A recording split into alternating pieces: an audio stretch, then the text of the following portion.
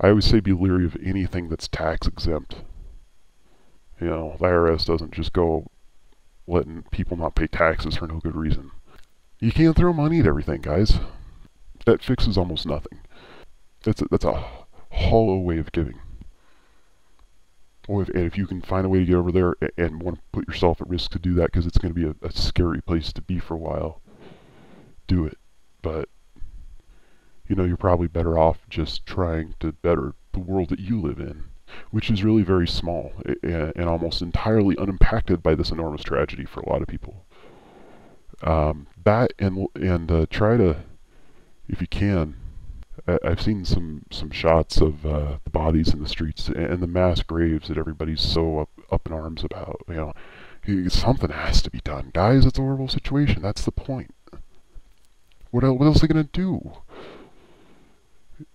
I don't know. I don't know what the death toll is. I don't really care to count, but it's a lot. Logistically, those have to go somewhere. It's a tropical freaking environment. So lay off the freaking mass graves unless you got a better damn idea. You gotta do something. I know it's not ideal, but nothing is there right now, nor was it before. But try to relate to those dead bodies and realize that person laying there dead, you know, was just as important to themselves and everybody around them as you are to you and everybody around you. Which is overwhelming when you see streets full of bodies and helicopters. And I saw an aerial shot the other day of a helicopter flying over that, taking video clips of bodies, which is just not what a helicopter should be doing there right now, I think. Wow. Yeah, I mean, you're over there with a helicopter. They're having a tough time getting things in the ports, and you videotape the dead bodies? That's messed up, guys, and that's the media. So, like, I don't know. I say don't support that crap. But, you know, whatever. To each their own. I'm not going to tell people specifically not to watch TV because you got to see that for yourself to see what's going on there. But just think about that, and think about the fact that you're watching it encourages that behavior. If nobody watches, they'll stop doing it, and I highly doubt they'll start using the helicopters to fly food in at that point. But you know, I'm tired of seeing the worst things imaginable all the time in my home in high definition. You know, I don't think that's right. That's not helpful to certainly my children, and we've all got quite the TV addiction. Most of us do. You can break that. So that's my take on Haiti. Freaking be glad it wasn't you. Is that a bad way to look at it? I feel awful for those people. Realistically, there isn't much I can do for them. And I feel awful about that, but that's the truth. But don't think throwing money at it's going to help too much. I don't think those people who, you know, I saw pictures of what Haiti was like before, and it's, you know, like,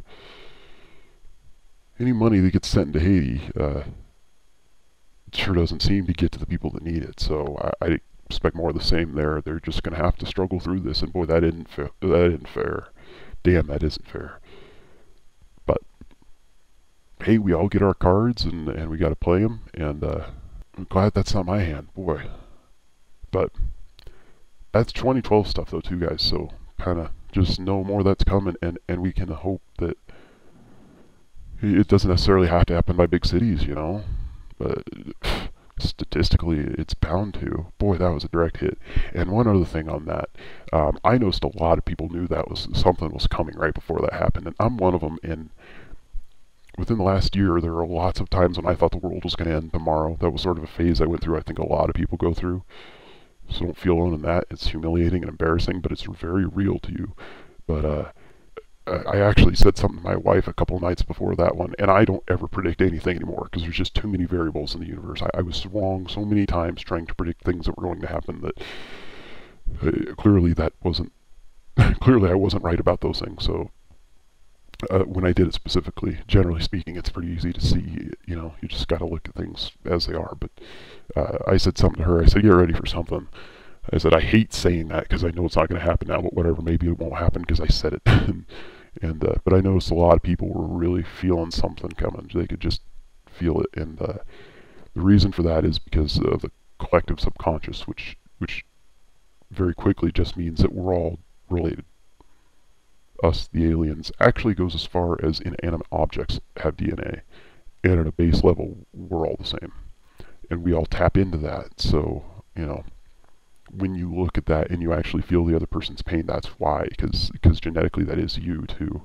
We're all each other on a level that our scientists haven't dug to yet, but I assure you it's there. And I have direct confirm that's actual straight information from them, so from the aliens. Like that's a credible source for some people. It's fun. It's still funny to me I say that, but especially in a topic like this, but it's true. Just do something little. Go give your family a big hug tonight because they're still there and not dead, like a lot of people's families are, down there. And that's probably all you can do about it. Don't just try to make your part of the world a better place. Everybody does that. We'll be in good shape, guys. It's going to take a little time. We can do it. All right, space chickens. For real, goodbye, space chickens.